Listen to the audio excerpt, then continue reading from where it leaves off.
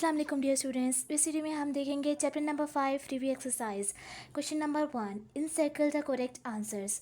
Part 1, which of the following atoms will form ion of charge -2? टॉमिक number A 12, mass number 24, टॉमिक number B 14, mass number 28, C में टॉमिक number 8, mass number 8, टॉमिक number, इसका mass number यहाँ पे 8 नहीं होता है, 16 होता है, ठीक है। उसके अलावा atomic number D10, mass number 20। अब यहाँ पर करेक्ट आंसर है 8, -2 चार्ज। इसके वैलेंस शेल में 6 इलेक्ट्रॉन्स हैं। इसको 2 इलेक्ट्रॉन्स की ज़रूरत है, इसलिए जब ये 2 इलेक्ट्रॉन्स गेन करेगा तो उसमें -2 चार्ज आ जाएगा। इसमें बाकी पार्ट्स में देखें तो उसमें इसके आउटरमोस्ट शेल में 2 इलेक्ट्रॉन्स प्रेजेंट है, यानी कि ये गेन नहीं करेगा, ये लूज़ करेगा, ठीक है। इसमें 2 प्रेजेंट है इसमें, और इसके अंदर 4 प्रेजेंट है आउटरमोस्ट शेल में, और इसके आउटरमोस्ट शेल में 6 प्रेजेंट है, ठीक है। सो इसके आउटरमोस्ट शेल में एक भी, यानी कि इसके कंप्लीट है इसका आउटरमोस्ट शेल।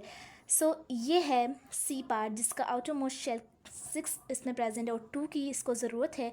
तो कोई भी अगर एटम गेन करता है कोई चीज़ तो उससे -2 चार्ज आता है, यानी कि माइनस चार्ज आता है, ठीक है। अगर वो 1 करेगा गेन तो -1 आएगा, और 2 गेन करेगा तो -2 आएगा।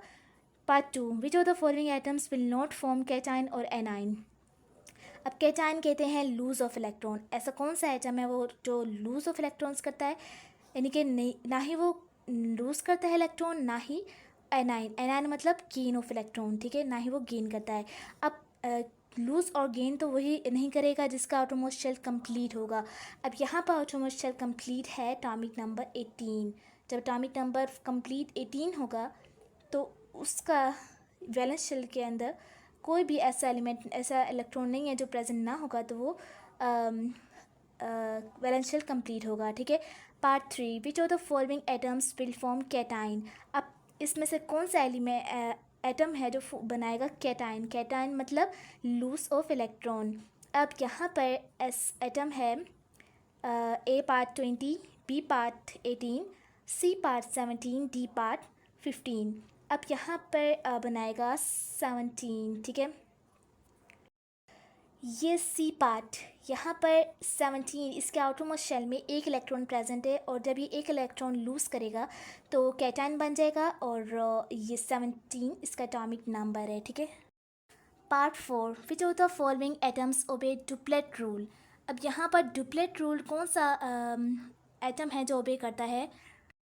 ए oxygen molecule, fluorine molecule, C भी इन्होंने फ्लोरीन ही दिया हुआ है, F2 molecule, D nitrogen molecule. Oxygen के आउटरमोस्ट शेल में डुप्लेट रूल, ऑक्टेट रूल होता है। कैसे? क्योंकि इसके पास आई थिंक सो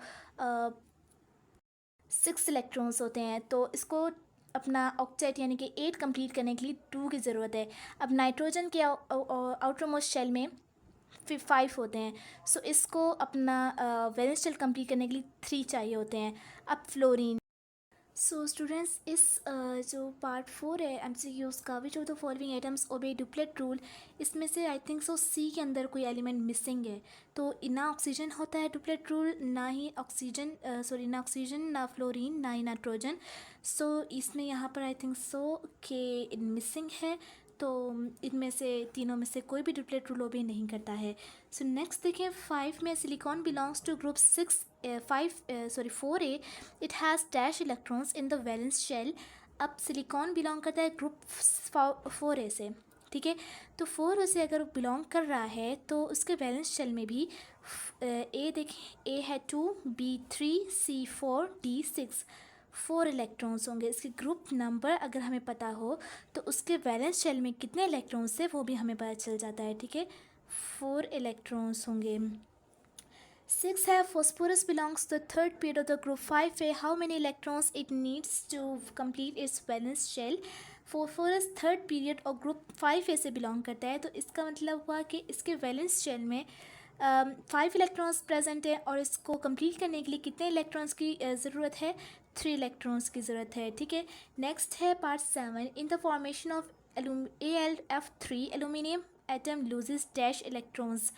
अब यहाँ पर aluminium part A 1, B 2, C 3, D 4, यहाँ पर एल्यूमिनियम के आउटर मोस्ट शेल में 3 इलेक्ट्रॉन्स की इसको ज़रूरत है, तो 3 इलेक्ट्रॉन्स लूज़ करेगा और ये +3 चार्जेस पे आ जाएगा। Part 8, which of the following is not true about the formation of Na2S?